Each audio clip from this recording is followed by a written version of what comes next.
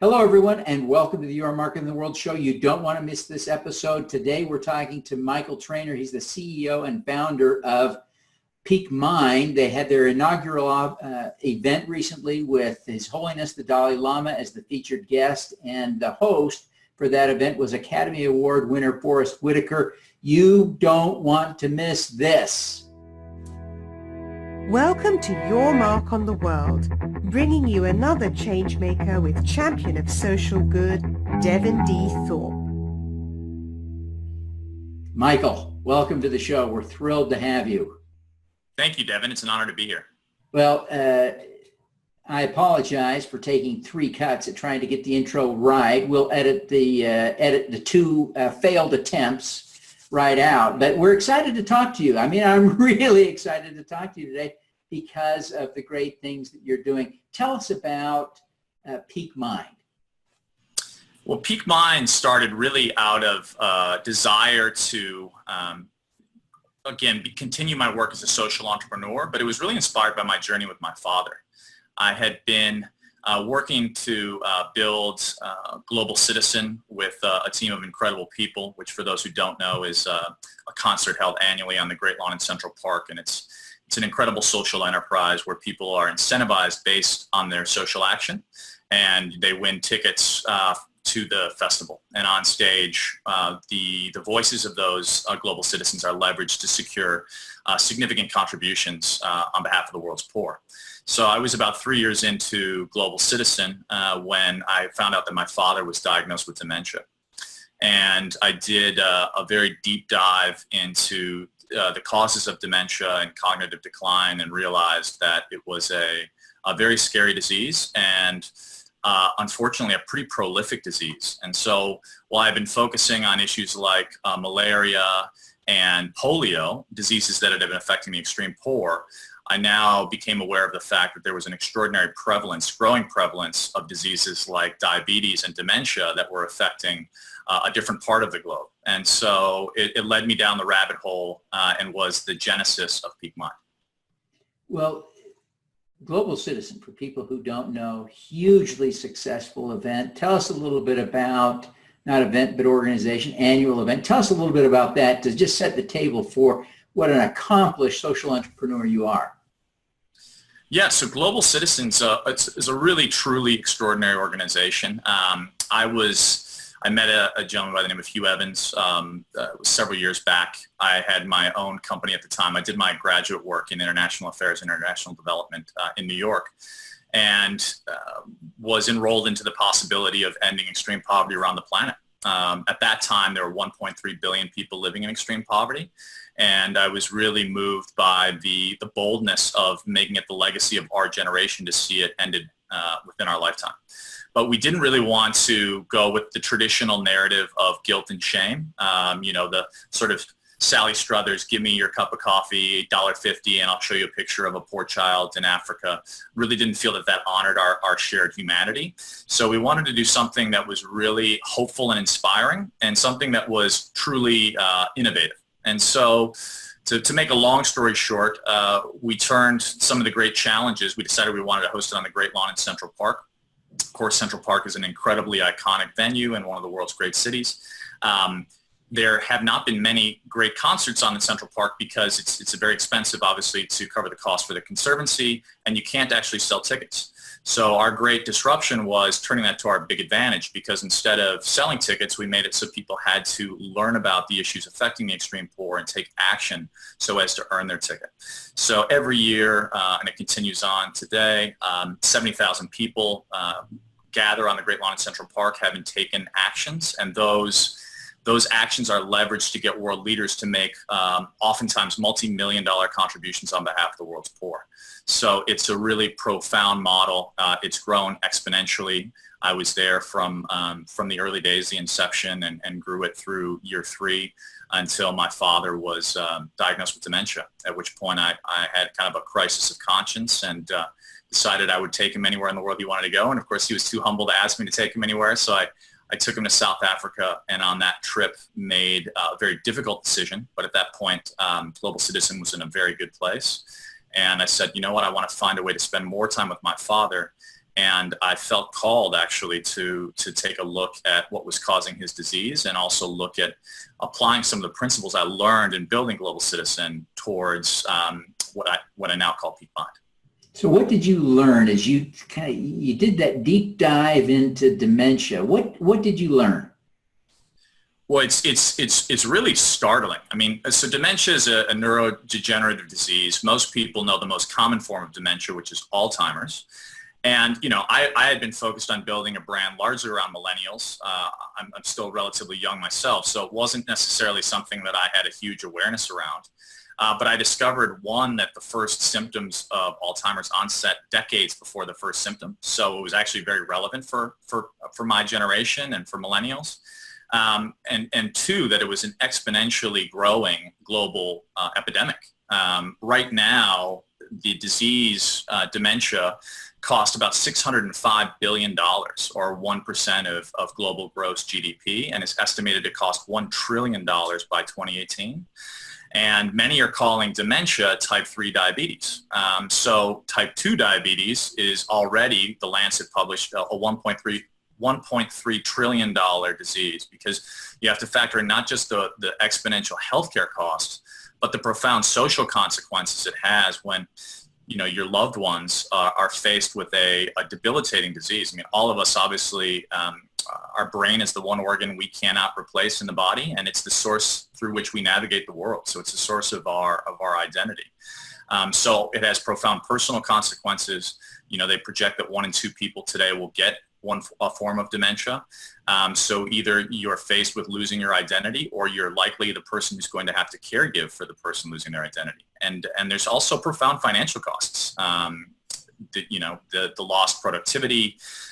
It's a multi-billion-dollar disease. And right now, there's estimates that half of the U.S. population alone is pre-diabetic, and half of the Chinese population, 500 million people, is pre-diabetic. Yeah. So it's really a global issue. Huge problem. And so tell us how you use Peak Mind to address that. Yeah, so the vision with Peak Mind, in somewhat of an analogous fashion to Global Citizen, is, I really want to inspire people. So the idea is, we now have more obese people on the planet than non-obese people for the first time in history. And I don't look at that as unfortunately our society often shames people. I think it's frankly a symptom of our lifestyle. Many of us working behind our desks 12, 13 hours a day, eating fast food, having cortisol or stress pumping through our system much of the day. And so it's really a modern lifestyle epidemic. And so with Peak Mind, the vision is really to create an educational and inspirational platform in a similar style to Global Citizen, where we use content and incentivize people for positive behaviors. So the vision really is taking the peak minds of our time, some of the leading thought leaders, and sharing their vision and sharing their sort of inspirational story, and then providing tangible steps that people can take and apply in their own lives. And then ultimately, the vision with Peak Mind is actually to get various behavioral tools to help us, not only through inspiration, but actually to get both quantitative and qualitative measures that we can use to take us to our peak. So, for example, I just did an incredible test, which I didn't even know existed a year ago, where I got an 85-page printout of everything from my cognitive health to my heart health to my microbiome. They call the gut now the second brain, the enteric nervous system, and what micronutrients are most optimally absorbed in my system. So really a profound amount of information, which I'm now going to use. I mean, one result is I've gone gluten-free, that I'm going to use to actually have profound consequences on my life long term. So I'm really looking at wanting to prevent on a personal basis, but more so also create a whole movement where this information can get out such that it inspires people to take their life to the next level. No, that's brilliant. It's brilliant. You really are a role model to I don't know how many thousands, millions of people that look up to you. Who do you look up to as a role model? Oh, well, that's very gracious of you to say. I don't know about that, but I will say that the person that really inspires me is Nelson Mandela. When my dad was diagnosed with dementia, I knew he was a great lover of history, and we went to South Africa, a country I'd been to before, and it was quite honestly, one of the best things I've ever done in my life. And I did a deep dive into Long Walk to Freedom. I actually gifted it to my father that year for Christmas, and in a really special way, he actually highlighted the whole book and gave it back to me the next year as he was sort of losing some of his cognitive capabilities.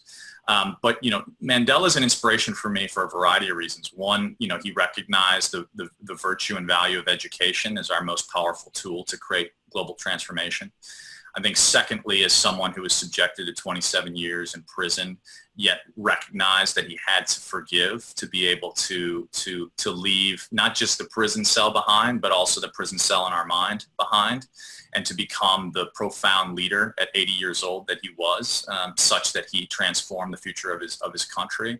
I think he's my greatest inspiration. I think there's many quotes of his I love, but he says, for to be free is not merely to cast off one's own chains, but to live in such a way that enhances the freedom of others. And I think that's sort of the credo I try to live by and really use to drive my work. Well, that credo may help to explain why, and I'd love your feedback on this, on why you've chosen to be so proactive. You talk about your dad's dementia as a motivating factor for Peak Mind, but a lot of people have parents with dementia and have challenges. My parents have challenges, and I worry about them, but I haven't taken on that cause. Why did you feel so personally responsible? It's a great question. I think, I'm kind of a relentless doer. I have an analytical mind, and I kind of don't take, even if dementia is theoretically an incurable disease. Yet, as you do deep dive into the research, there's some doctors at the forefront that are really creating exponential potential cures. Dale Bredesen, for example, in a small clinical trial, reversed Alzheimer's in 8 out of 12 patients. So there's lots of ways in which, even if you have a genetic predisposition, through epigenetics, through diet, lifestyle, there's lots of things that you can do to not only have profound effects in preventing or reversing early stage cognitive impairment, but also just setting yourself up to win across the board, right? There's a whole slate of autoimmune diseases and whatnot that are now kind of much more common because of the lifestyle, the environment, et cetera. And I'm not a doctor, but I make a great effort to reach out to the best in the business and ask them questions. And so in doing that deep dive, my first passion was around meditation. I saw the Harvard research around the ability to create neuroplasticity. There's always this view, at least when I was growing up, that your brain just kind of went down and there was nothing you could really do about it. You just killed brain cells. And then I saw this research that, well, hang on, you can actually decrease the size of your amygdala and increase the activity in your hippocampus. And you could do that in as little as 8 weeks through meditation. And that was the inspiration behind our first event with His Holiness the Dalai Lama as sort of the preeminent figure in my mind around meditation and talking to others. I grew up in Chicago. How are we going to get this information out to, folks on the south side of Chicago? They may not, resonate as much with Deepak, but, I talk to folks like Usher and Common and they're meditators. How can we get them talking about their meditation practice? So for me, it's about distilling the information in a way that's accessible to the masses. And I think that's what we did very well with Global Citizen, is not just speaking to the choir, but really looking at the sort of disinterested or interested but busy mainstream. And so my vision with Peak Mind is to do the same, because unfortunately this is going to be a disease that affects many of us as a touch point, whether it be through our loved ones or or potentially ourselves. So I'm just interested in creating a context where we can really create a 21st century education platform around wellness. And I define that very broadly, where people can get educated and inspired to take their life in a new direction. Because one of the things I've learned clearly from interviewing a lot of these leading functional medicine doctors is if you alter your lifestyle early, very few of these diseases are necessarily death sentences. So there's really a hopeful aspect to this story, and I often choose to focus on the positive aspects and really try to find ways in which to get that information out there in a way that people can take action. Michael, what's your superpower? Well, I'd say it's probably a combination between foresight, tenacity, and resilience. So I like to see things before they're kind of commonly adopted. I think that's what makes me an entrepreneur and a social entrepreneur. It's what alongside the team that we developed Global Citizen. We had this vision, and we were tenacious, and we saw through what seemed to be impossible. From ideation to execution in 9 months for that first festival. And same thing with the Dalai Lama event. 6 months, had an idea. I had no connections necessarily or reason to believe that I could find a way to bring the Dalai Lama up. But when you're driven by, when your why is bigger than yourself, I think you can rise up. And so I actually wouldn't even look at it as my own superpower. I just see myself in my best way as a vessel. And so, but I am relentless and I'm tenacious. And I think, as many entrepreneurs out there know, we have to be resilient. And I think one of the key traits that all of us need in this global reality we live in is adaptability, right? Because we're not moving at the same pace as, say, previous generations. And so for me, it really comes down to listening to what's going on in the world, and being tenacious and going after a vision that I think could be of service, absorbing any short-term failures and turning those obstacles into opportunities, and then and being resilient through that process, and then being unequivocally committed to the vision. To bring it back to Mandela, he said, a winner is a dreamer who never gives up. And so for me, I'm a dreamer who won't give up. Excellent. Now, thank you for taking the time to be with us, Michael. Before you go, tell us how people can learn more about Peak Mind. So Peak Mind is peakmind.org. We're across social platforms at peak_mind. I'm across social platforms at Michael Trainer, michaeltrainer.com. And if someone wants to reach out directly, you can feel free, michael@peakmind.org. And grateful. This is a movement that's much bigger than me, and I'm open to any input. Fantastic. Well, Michael, thank you very much for being with us today. We wish you every success in helping to fight the scourge of Alzheimer's. Thank you, Devin. Appreciate it. All righty. Let's do some good. Thank you for listening. This podcast was recorded via Google Hangouts on Air and is available at youtube.com/Devin Thorpe. Subscribe to this podcast on Stitcher or iTunes by searching for Your Mark on the World.